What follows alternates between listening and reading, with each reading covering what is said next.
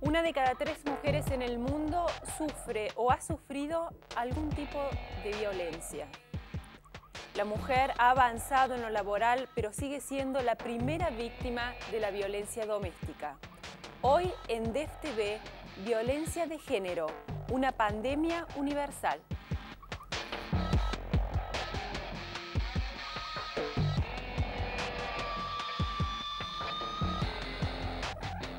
Hola, ¿qué tal? ¿Cómo les va? Bienvenidos a DEF TV, muchas gracias por acompañarnos. Y bueno, vamos a dedicar este programa a hablar de un problema que está dentro de la sociedad y del que muchas veces no se habla, no se hace foco y que tiene tanto que ver, ¿no?, con el día a día y de cómo nos vamos a pensar también como sociedad de cara hacia el futuro, y que tiene que ver con el lugar que ocupa la mujer, que sigue siendo de víctima en muchos casos, ¿no? La violencia de género, que es un mal que está enquistado en nuestra sociedad y en tantos otros países que muchas veces se los piensa, ¿no?, del primer mundo más avanzado. Vamos a estar reflexionando sobre este tema, sobre las consecuencias y sobre la forma también en la que podemos luchar a través de la educación, de las leyes y de algunas otras herramientas contra este flagelo, ¿no?, que tenemos. Vamos a ver el primer informe para introducir el tema.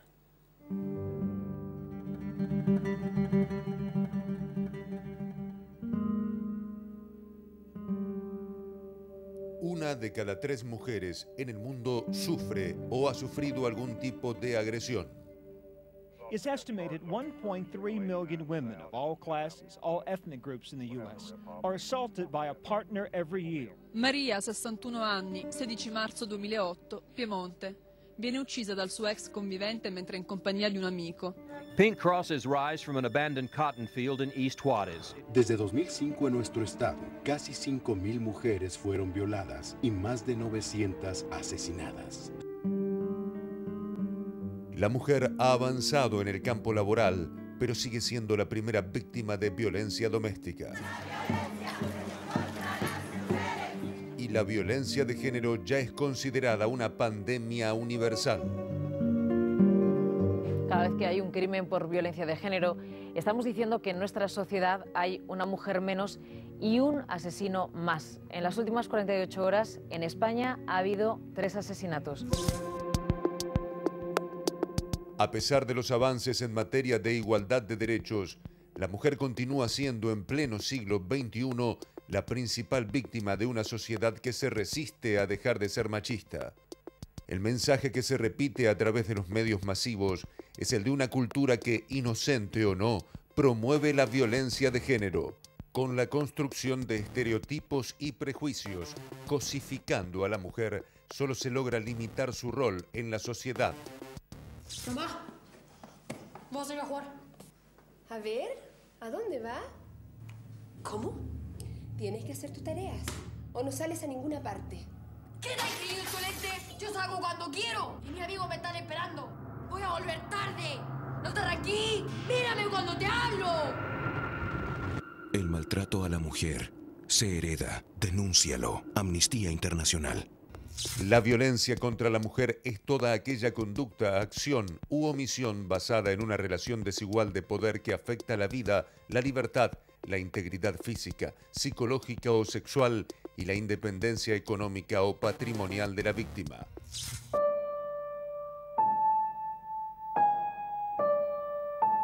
Colocar el tiesto en un plano superior al resto de las plantas.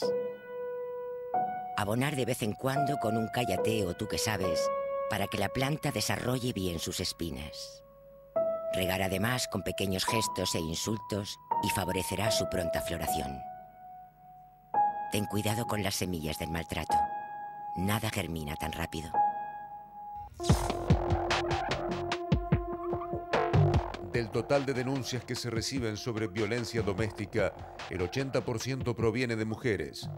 Además de padecer acoso familiar y ser las principales víctimas de la trata de personas con fines de explotación, tienen mayores dificultades para acceder al empleo y a puestos de decisión, y en términos generales perciben salarios un 30% inferiores a los de los varones. Este país, famoso por su machismo, se ha adscrito a varios tratados internacionales sobre equidad de género. Pero México no ha logrado traducir todos estos compromisos legales en prácticas que impacten en la cultura laboral, en la que permanecen como costumbres arraigadas la discriminación y la explotación de las mujeres.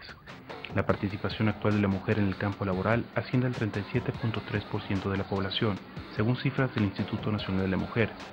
Sin embargo, esto no se ha compasado con una equidad de salarios. Hay hombres que trabajan el mismo paso que yo y le están dando 900 pesos. Y a mí sí me parece injusto. Pero no podemos apelar, le digo, porque él nos dice que se puede ir. Una de las principales trabas para combatir la violencia contra la mujer es que la acción psicológica ejercida contra la víctima hace que ésta muchas veces se sienta responsable de lo que le sucede. I was told that whenever my husband got angry, that it was my fault, that it was something that I did to anger him, to upset him. When we got home, there was this barrage of disapproving filth that came out of his mouth. I don't know what triggered him. You just never knew what might trigger him. I remember thinking, as long as he doesn't hit me, it's not abuse. I was beaten so bad when I was pregnant, my face was disfigured. I lost my home. I lost my child. I lost my personal belongings. I lost myself, my inner self.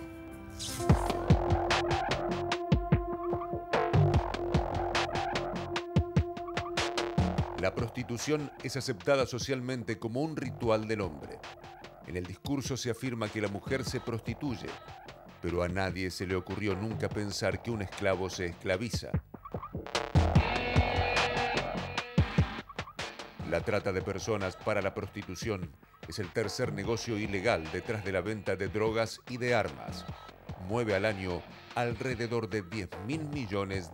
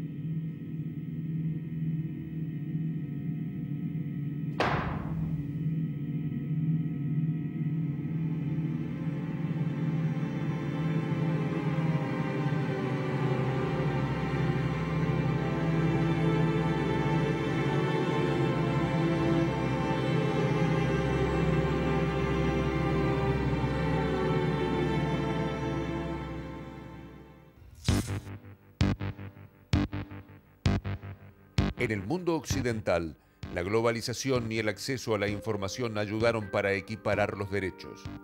Pero la violencia contra la mujer es un mal que prevalece aún en las sociedades más avanzadas. Las mujeres entre los 15 y los 44 años tienen una mayor probabilidad de ser mutiladas o asesinadas por hombres que de morir de cáncer o en accidentes de tránsito. Hasta una nueva palabra tuvo que ser creada para retratar este fenómeno: feminicidio. Nos vamos a Perú, donde los índices de feminicidio alcanzan cifras récord a pesar de algunos avances en las políticas estatales de los últimos años. Por ello, hoy atacar el problema es una de las prioridades de la nueva gestión de gobierno. En el Perú, 11 mujeres son asesinadas al mes por celos, despecho o problemas conyugales. El vínculo entre el hombre y la mujer ha sido la primera relación natural y, sin embargo, existe una contradicción irresuelta en términos de poder. Se trata de una batalla cultural que tiene que ver con un esquema de dominio familiar que distingue varón sobre mujer y adulto sobre niño. Y esa batalla se debe ganar en el terreno donde más se combate, en cada uno de los hogares.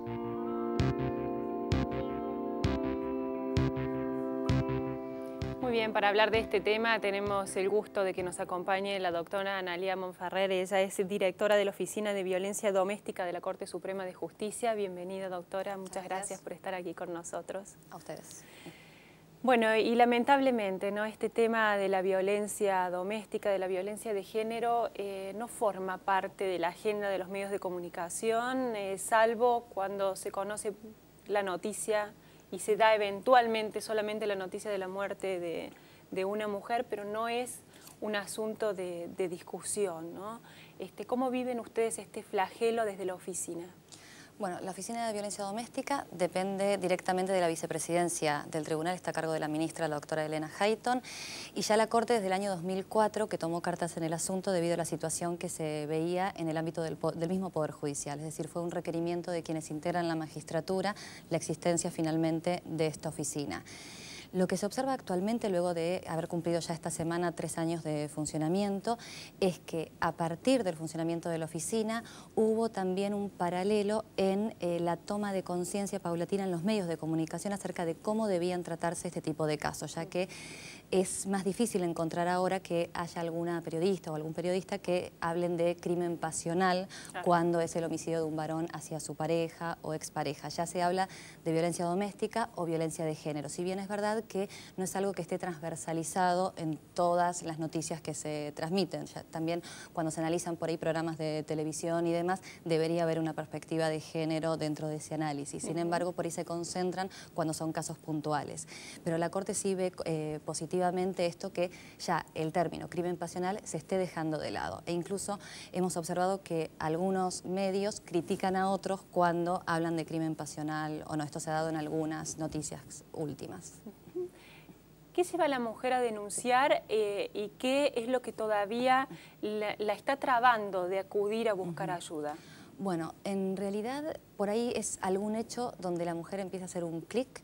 Generalmente es cuando se llega a la violencia física grave o cuando la violencia pasa de ser dirigida hacia ella hacia los hijos. El tema es que generalmente en casi todo el mundo, y nosotros también lo vemos en la oficina, la mujer realiza la primer denuncia formal, es decir, ante una autoridad policial o ante la autoridad judicial, recién luego de haber pasado varios años siendo víctima de hechos de violencia. No es que ante el primer hecho de violencia verbal o psicológica aparece denunciando esto, sino cuando han pasado entre 5 a 8 años generalmente. Esto se da a nivel mundial. Recién ahí es cuando decide hacer alguna presentación formal.